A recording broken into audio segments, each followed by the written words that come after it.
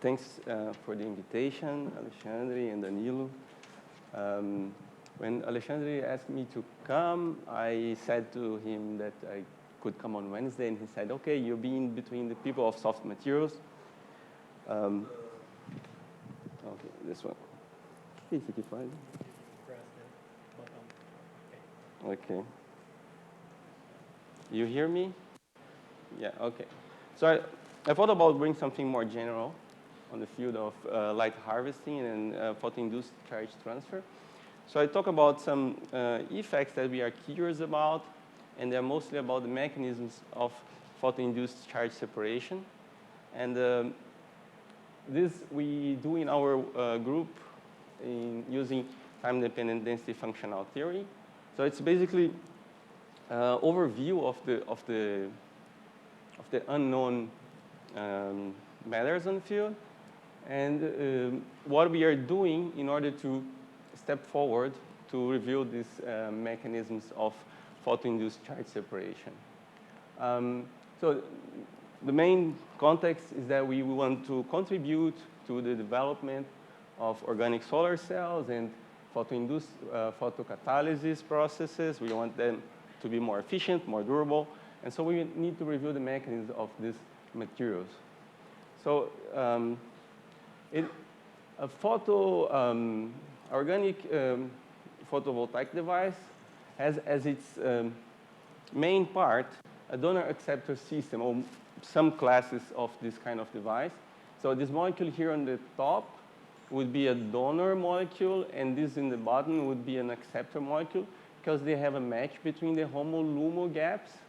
And when they couple together, they make a center of reaction. That means a center of that can absorb light and separate them in two parts. So this, for instance, is the natural transition orbital of the first excited state. And here is the whole of this first excited state, and here's the electron. And you see charge density migrating from the donor molecule to the acceptor molecule while light is absorbed.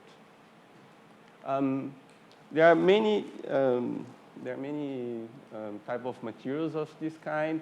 Most of them that you will find in the literature will be a fullerene as an acceptor, and many polymers or low band gap polymers as donors. And they work very well. You see that their external quantum efficiency is quite high. It goes up to 80%, 70%, and 50%. That means to each photon absorbed by this molecule, 80% go to the electrodes in an organic solar cells. That's quite high. But this is not well explained, because the electron hole binding energy is not low. So it's not a semiconductor that you have a very delocalized state. You have a localized state of electron and hole, and it shouldn't be that efficient to separate these charges.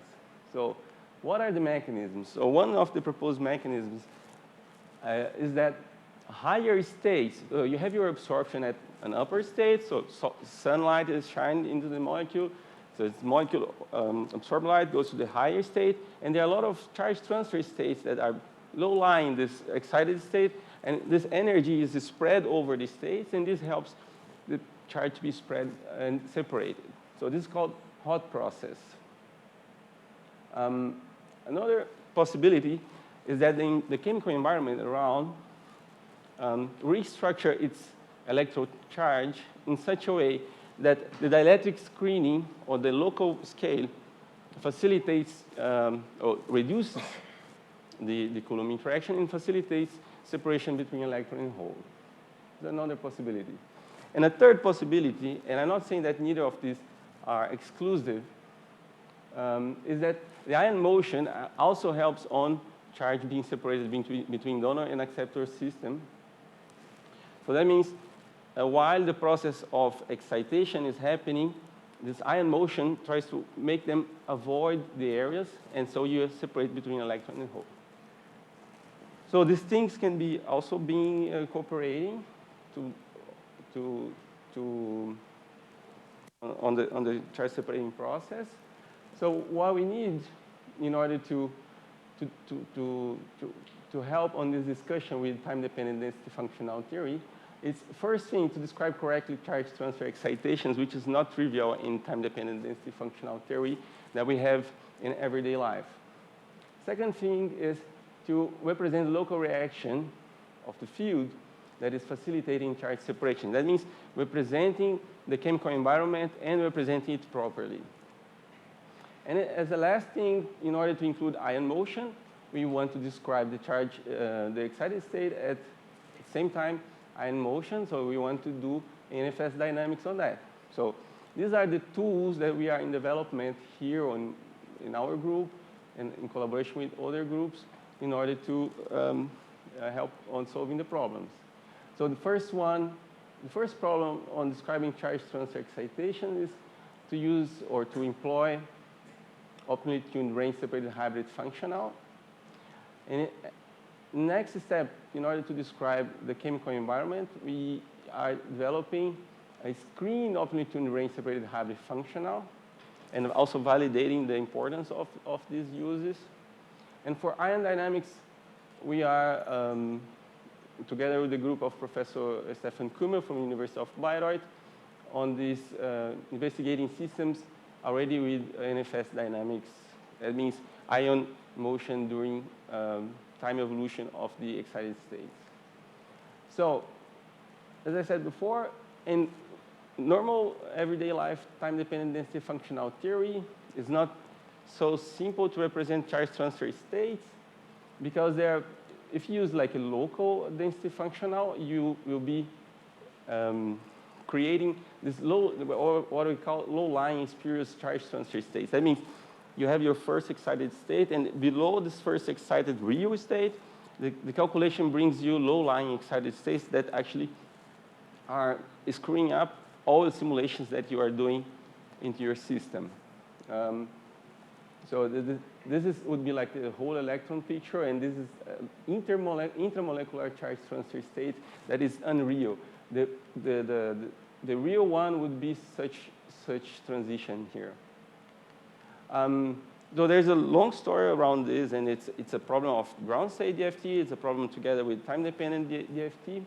But I would just mention that one important aspect is that if you are in a short-range scale of the interaction between the density, this correlation and the semi-local and local terms are important, so PBA works well. That's why, for instance, PBA 0, B3LEAP does nice with calculating localized localized transitions. But at long range, you want to have a more Fock-like exchange dominating your functional. So in order to solve this or to amend this problem, often you mix up local or semi-local approximations with a Fock exchange approximation. And this brings you local hybrids or global hybrids functionals. So another idea is not doing this sum up of approximation and scale them. And this is a typical function that we use to scale. It's an error function, which is basically an integral of the Coulomb of the Gaussian distribution. So this one would be the error function. This one we plug to short-range interaction, and this one would be the long-range interaction, which is 1 minus the error function. So we change actually the Coulomb operator by a Coulomb operator scaled by 1 minus error function, which is the short range, and we put it also the other part on the long range, which is this part here, and we add up to the Fock exchange here, the long range term, and the local range term is represented here, and this brings up a smooth contrast between short and long range. So first question you might ask is, what is short range and long range for the specific molecule? Of course, we have to set it up for each system. And the second question is how to choose it. So there's an exact property of DFT, which says if you are with an exact functional, the ionization energy should be equal to the eigenvalue of the HOMU. And I can calculate them both from DFT calculations, right? And they are dependent on omega, which is the parameter that says what is the scale between this place here, going there, or going there, right? So we do that. So we calculate total energies. We subtract the n electron system minus the n minus 1 electron system, calculate the ionization energy for many omega values.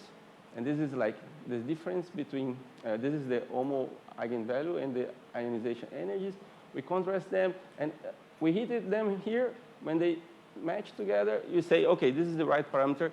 This is what says to me what is long range and what is short range for my functional to represent well my molecular system. Of course, it also works for n plus 1 electrons. In order to test that everything goes right, we do for them both. And we use this strategy to probe how this hot exciton mechanism would actually work. And we could calculate many excitations of very complicated systems. And we could notice that indeed, so here on the left side here, we have a fullerene with a, it's a polymer called P3HT system polymer. And you have like the many excited states, and all of them are charge transfer states. They match with experimental data, which is great. And you have just high up here, one excited state that is the S1, which is the optically active state. That means all these states here are being accessed after light absorption, and this is correlated with the efficiency of the system if you look at different systems. So there's a strong indication that the hot exciton mechanisms play a role here in this first idea of charge separation. So would like to stand up for this adding up the chemical environment. That's the next idea. So in order to probe that, we use the oligomers, which is basically polymers that you are growing up as a function of units. So this would be a thiophene 2, because it has 2 rings. This would be a thiophene 3 or 4, 6, and so on. And once you add up more and more units, the absorption spectra goes to the red, goes to lower energy. And there's a nice plot. So if you plot absorption optical gap versus inversion of the double bonds, you end up into a polymer regime, and you can trace very nicely how it goes with respect to the units that are added up. It's very good to test your theory because, of course, you can always hit the absorption spectrum of a molecule, but to get the trend in the exact way, it's very difficult. So on top of that, we use the optimally tuned range separated hybrid functional that I described before. And on top of that, we used a systematic increase of the chemical environment. So you can extrapolate for infinite molecules, and you end up with certain value of omega, which describes well not only your local system, but also the whole environment. And for instance, that would be this curve here would be the situation in vacuum. So you notice that it's not so horrible. And in the blue here on the top, you have the experimental data, and on the bottom, you have the calculated data together with the chemical environment represented. So for us, it's very gratifying that we have actually a parallel curve that is separated by just 0.1 electron volts, which for us in time-dependent DFT, it's already the job done. So, but of course, we don't want to represent the whole system all the time. We'd like to prepare a sort of functional that looks at the local system, so you can actually represent the first sphere of interaction, but you don't want to do like a long representation of the whole thing.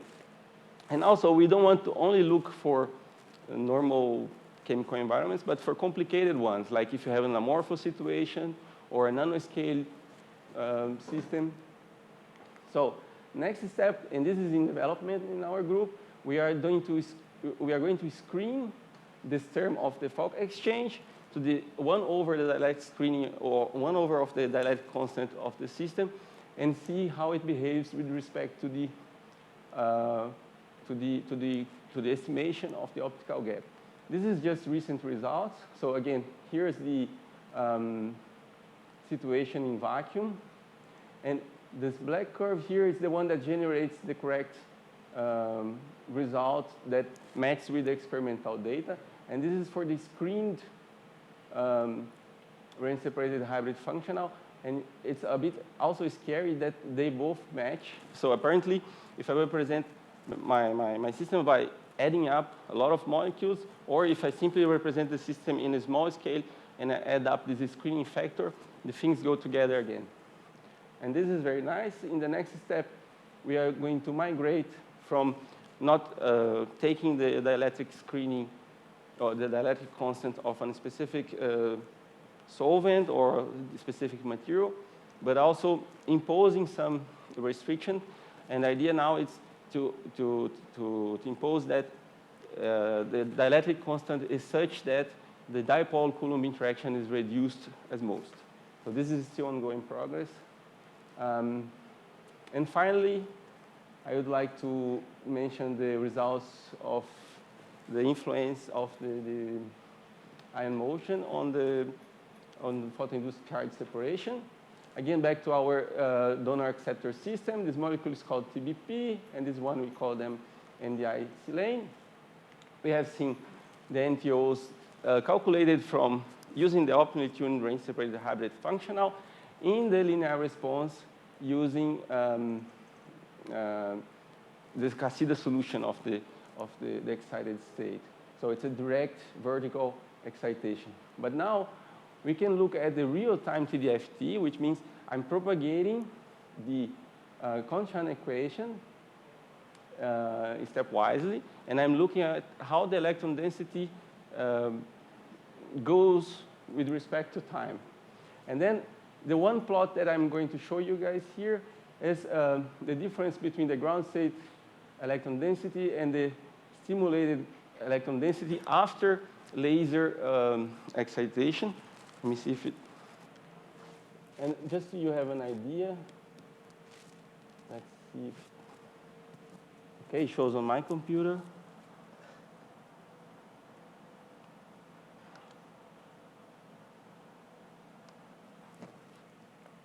So this is how it looks after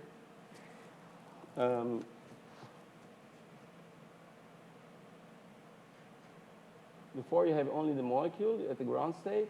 So you don't see anything because it's ground state minus ground state, just the structure of the molecule. And first the laser excitation is applied there. So you have like the oscillation between the whole molecule of density. And at the end you have this oscillation of density, of induced density within the donor and acceptor molecule.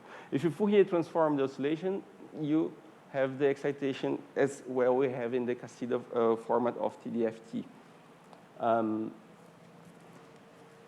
Okay, close this now. And try to go back to the presentation.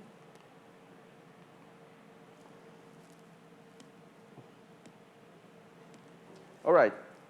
So the graph that you see here, it's an integral of the electronic density separated in two subspaces, the subspace of the donor molecule and the subspace of the acceptor molecule. So if this simulation that you have seen before, it doesn't have atoms moving. It's just a static simulation. And you see that the density, the induced electron density oscillates between donor and acceptor molecule. I mean, this is still under the laser excitation, and this is after laser excitation. Things go steady. Thing goes steady until, as far as we could go, 100 femtoseconds. If we do now Ehrenfest dynamics, which basically means while propagating the electron excited state, I'm doing applying forces to the nuclei and self-consistently propagating these two coupled equations, I won't show the video because it cannot be represented. There's some additional aspects. But I can show you the integral over the subspaces for the electron, the induced electron density. So the one on the top here, it's of the donor molecule. And one of the bottom here, it's the acceptor molecules permitting the atoms move now. And what you observe is that the initial oscillation is happening here at the time scale of the electron transition. But at some point, the electron goes, places more steadily on the ion, on the donor molecule, and the hole is created in the donor molecule. The hole is created, and the acceptor molecule electron is transferred. So it also indicates that we have then a contribution from the ion motion for this charge separation phenomenon. So this is an overview of what we are doing and the problems that appear in the field. So the conclusions and perspectives we can say it's that this screened optimally tuned range separated functional, it seems to be equivalent to the solvated one.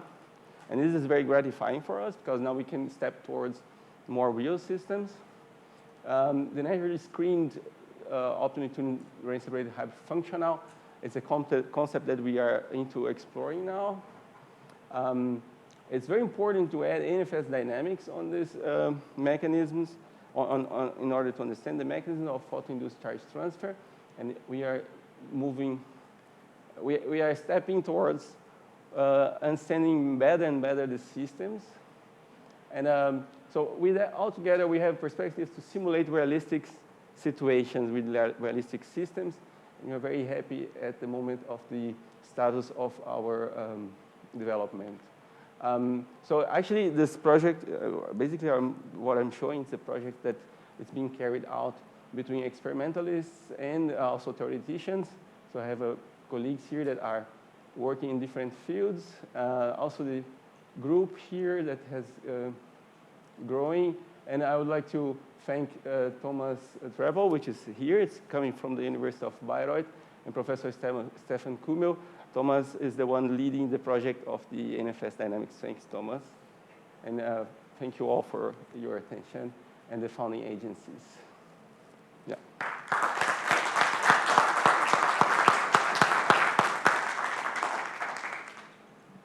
Okay, thank you, Thiago. So the talk is open for questions. Alexandre. So in your graph for the crossing of the ionization energy and the electron affinity, they cross at slightly different positions. So how robust is the choice of the long range, short range? I mean, do you have some, if you change a little bit, it doesn't really change that much your results? Yeah, reading this difference in match here, your calculations will show same type of result. It can happen that this thing goes very differently, and then you have to look at your specific system and see what's going on there. You might have a real ionization of the system, and the system is actually totally different after you adding up or taking off your one electron. And this can happen. That's why we look at both calculations. But within the range that they usually are, everything is fine. This means that we have a way of finding the correct amount of the short-range, long-range interactions in other hybrid models, for instance, HSF plus hybrid. Because in some points in semiconductors, we have to play with the parameter in order to get real gaps. Mm-hmm. So could you use some model like this to tune the exact amount we can use, do you think? Well, there are people that use similar strategies for solid state. It's it's not so consistent because if you don't have the electron going away out of this finite point, and I think there are like you can use the constraint of the triplets. They should, if you force the parity of your system, the triplets should match with the ground state.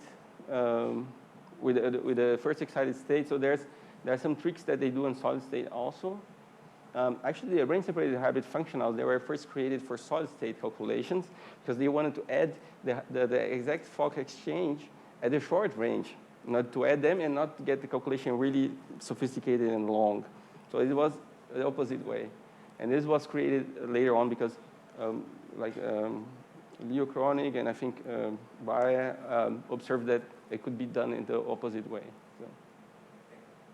So, Thiago, there is a big problem in most exchange correlation functionals from DFT that people say they are not Koopmans compliant, so the energy is not linear with occupation. So does this solve this problem as well? Is your functional Koopmans compliant or not?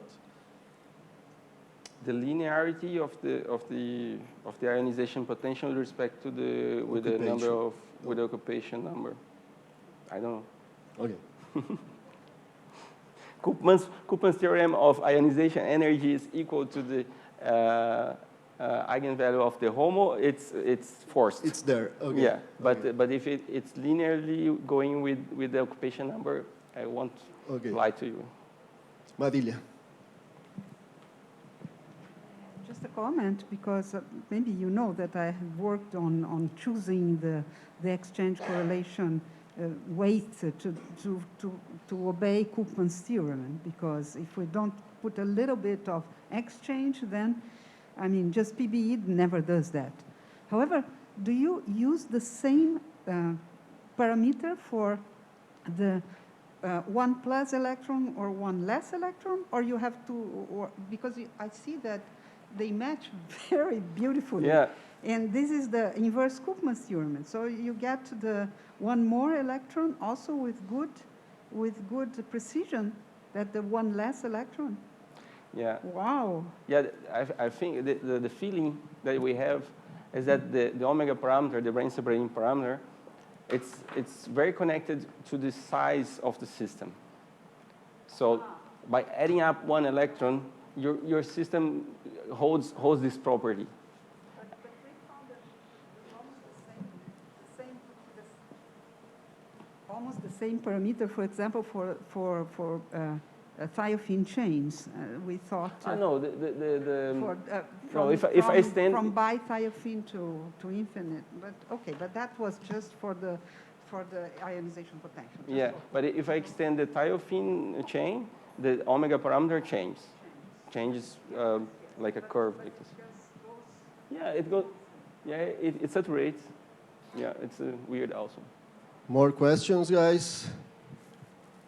Oh, I was going to make a last question, but you are okay. Sorry.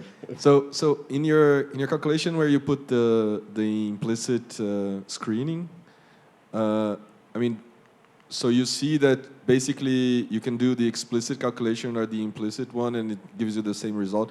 Is this because your excitation is very localized? This excitation, it's not charge transfer excitation. It's not localized like valence excitation. So it's in between them. We would have to check for charge transfer excitation because in that situation, it's more tricky. The environment makes huge difference. And it's going on research now. Yeah. Okay, let's thank Thiago again. Thank you, Thiago.